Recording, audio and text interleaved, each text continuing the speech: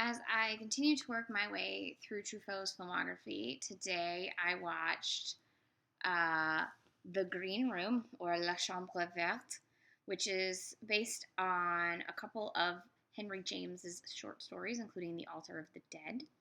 It is the last film in which Truffaut acted in his own film from The Wild Child, Day for Night, and then this one.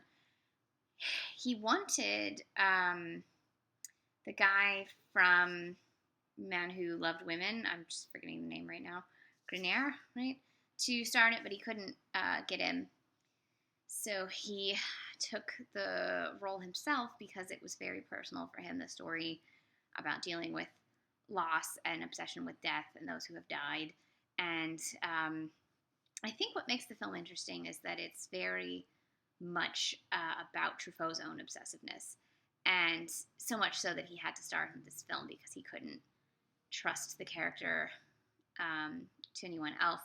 And the film doesn't quite work because Truffaut's not that great of an actor. Like, he's not a terrible actor, but this could definitely have been improved, I think, by an actor who was trained to be an actor. That said, I don't know if the film works without Truffaut being the actor because it's so much about his own obsessiveness, even though it's supposedly about the character's obsessiveness. So it's one of those chicken egg things where it's like, I'm not sure. I think it kind of has to be the way it is, and therefore it has to be not that great. Has more beautiful cinematography by Nestor Almed. I say this name wrong. Almedros, and has Natalie Bay in it, who was also in The Man Who Loved Women. It's about a guy. It's set about 10 years after, or a dozen years after the World War I, and it's in a small French town. This guy is obsessed with his dead wife who died right after they got married. She waited 4 years for him from the war. All his friends die in the war. He gets married to her. She dies almost right away. He has this crazy shrine to her. He meets this other girl who is an orphan, and she has sort of an obsession with death, but she's obsessed with both death and life. And so she's doesn't quite fit with what he needs.